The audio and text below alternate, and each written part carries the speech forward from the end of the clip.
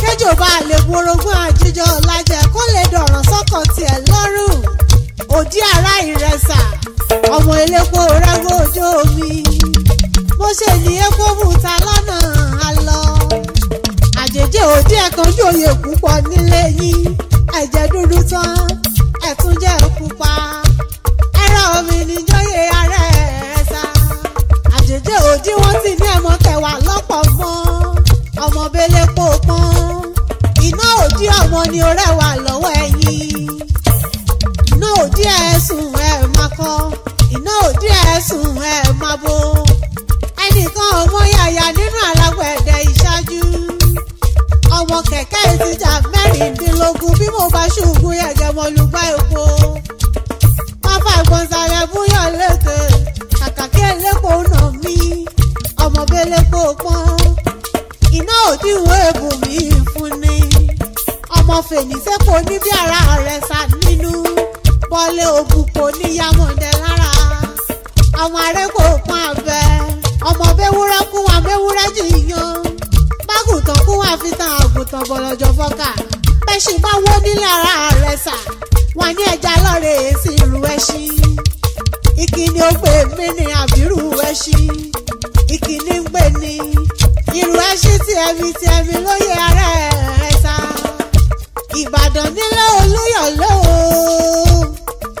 Ìbàdàn nílé Olúyọ̀lé níṣẹ́ lè tẹ̀yìn.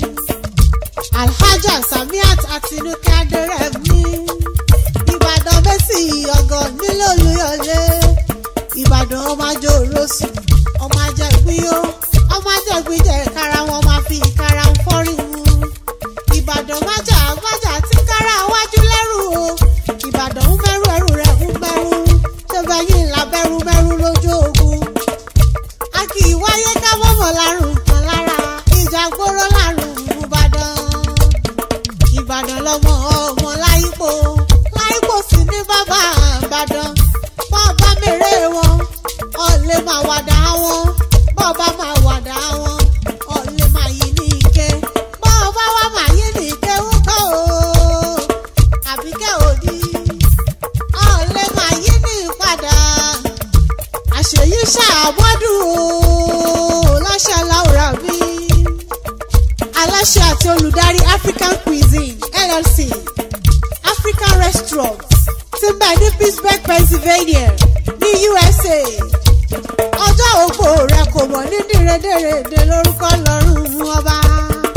Àwọn ọmọ rẹ̀ Ìtùnú Lawal, Táíwò Lawal, Kẹ́hìndé Lawal, Babátúndé Sulaiman, Zainab Sulaiman, Rukayat Sulaiman, Rihanna Sulaiman, Tẹ́níọlá Adérẹ̀mí, Grace Adérẹ̀mí, Divine Adérẹ̀mí, Àrúnjọlá Olúwa Adéníyì àti Kájọlá Olúwa Adéníyì. Wọ́n ní grandma, wọ́n ní láṣẹ sátì àlòkè, wọ́n ní ire ló mọ̀ fọjọ́ ògbórí. Ọmọ ní báwọn ké oníṣòro lórúkọ lọ́rùn ọba.